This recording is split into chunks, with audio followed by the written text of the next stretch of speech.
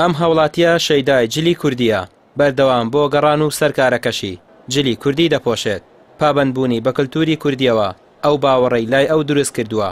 لە هەموو ئەو بۆنانەشدا کە بۆ جلی کوردی ساز دەکرێت بە سیما و جل و بەرگی کوردیەوە دەبینرێت. کورد ئێمە یەک مشکلەمان هەیە شتی خۆمانمان خۆش ناوێ بەحەقت چۆن کەسێکی عەرەب شانازی بە ئاگال و بە جلەکەی خۆیەوە ئەکا کەسێکی بێگانە با بڵێن کەسێکی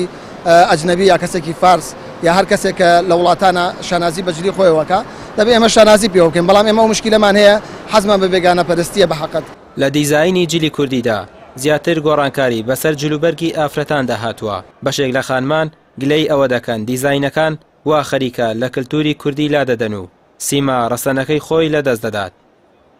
لە وڵاتانی ترش هەیە هاتووە بۆ ئێرە بۆی ئەم جلەک ئێمە بکڕێ بەلایەنەوە جوان بووە بەڵام خۆمان یعنی ئەمە خۆمانین ئەم کللتورەمان کاڵکرۆتۆ.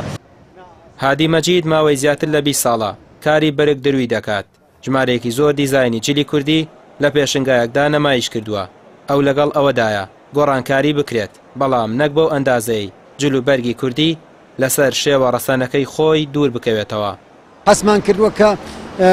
کاڵبوونەوەیەک لە خواستی خەڵک هەیە بە تایبەتی لە ناو جیلی گەنجانە کاڵبوونەوەیەک لە خواستی خەڵک هەیە بۆ جل و بەرگی کوردی ئێمە بە من مایشە حەزمان کردووە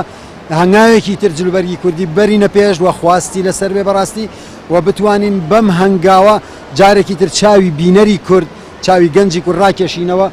حەز بکا لەوەی کە قاتێکی کوردی لای خایەتێک بدا بە دوورین بە دیزاینێکی تازە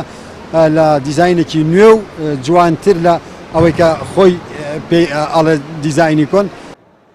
جلوبەرگی کوردیش وەکو زۆربەی نەریتە باوەکانی تر خەریکە لە نێو کۆمەڵگەدا کاڵ دەبێتەوە خەڵکی بە زۆری بۆ بۆنە و ئاهەنگ جلی کوردی دەپۆشن یاخود تەنها لەو ڕۆژەدا کە وەکو ڕۆژی جلی کوردی دەستنیشان کراوە لە کاتێکدا جیلی پێشوو بەرگی سەرەکیان تەنها پۆشینی جلوبەرگی کوردی بووە.